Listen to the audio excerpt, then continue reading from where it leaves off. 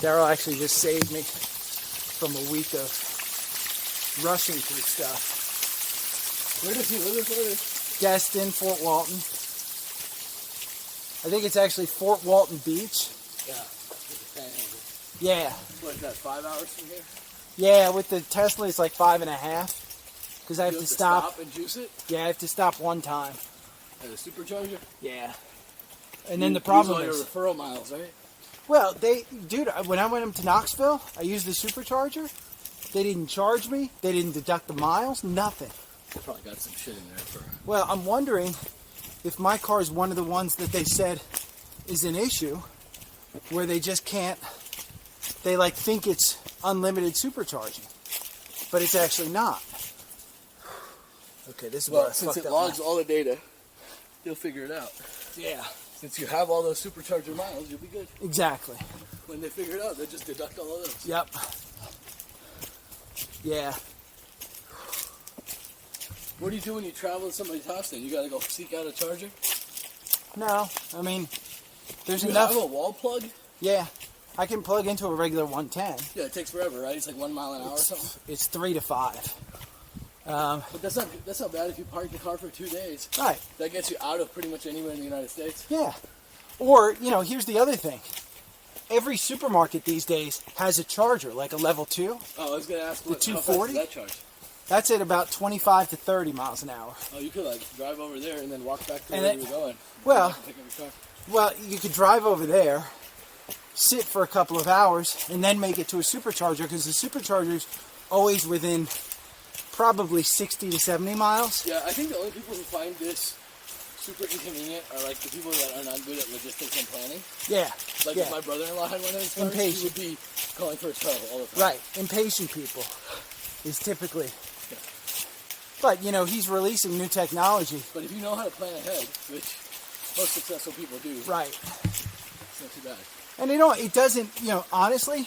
All right, this is 3 miles. You're stopping for gas, and I'm doing the same thing. You know? My stop is quicker is all. Potentially. If you're going to the bathroom, it's probably about the same. That's a good day, man. 7,600 steps. Yeah. This is supposed to be 3 miles. My thing has it at 2.6. So maybe we're even closer Could be wrong. than we think.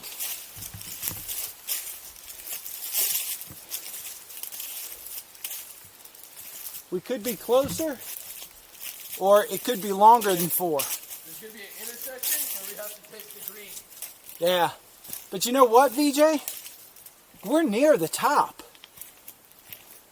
I mean, unless the top's over there. What? Unless the top's over there. It says you turn south. We've been going north. So there's going to be an intersection, and I think Bartram Trail continues. So we probably go back around that way. Up. So you know what? That's probably the peak up there. Yeah. It's only climbing 1,700 feet. We already did 1,700? No. Oh, okay. Total. Oh. I was going to say, I don't feel like we did 1,700 yet. No. I'll tell you what we do. Maybe 900?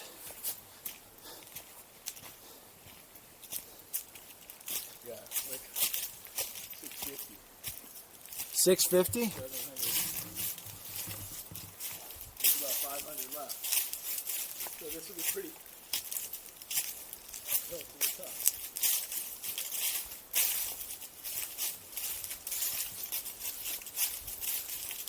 It'll be quicker on the way down. We should be back by 4 o'clock. It doesn't matter now, for me. Yeah, me either. I'd like to be back by 5. Though. Right. For me, I'll just bring my car in tomorrow, get it fixed. You had a service up here. Is that how you got a text? I guess. I didn't even look. Oh, just barely enough to get a text through. Probably.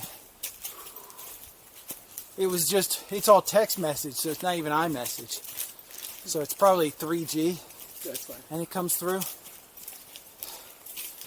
I have to send him a... They stuffed the text message into the header of the part of the packet that talks to your phone to see if it's alive. That's why the text always come through. I'll text his girlfriend and find out where to send a donation of flowers or something.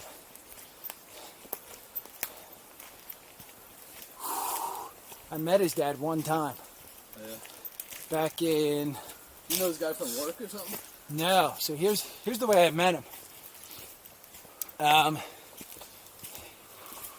I met his ex-wife in a Howard Stern chat room while Private Parts was being released. So Paramount Pictures had a chat room. You old, man. Private Parts came out when I was a teenager. Right. I was living in Los Angeles, and I met his wife. And his wife told me all these stories about how she was a stripper and a dancer and all this stuff. And none of it turned out to be true. Huh. But it was in a Howard Stern chat room, so she kind of created this whole thing. Now, she was like, I want to come out to LA and visit you. I'm like, okay. And so I was, at that time, the Adult Video Awards were invite only. Like, you couldn't buy a ticket. Right. So I had an extra, invite. And I said, hey, if you want to come out, come on out. And she's like, well, my husband wants to, meet you. And I was like, I'm going to be in Cleveland for a conference. Why don't I just come and meet you guys? So she was like,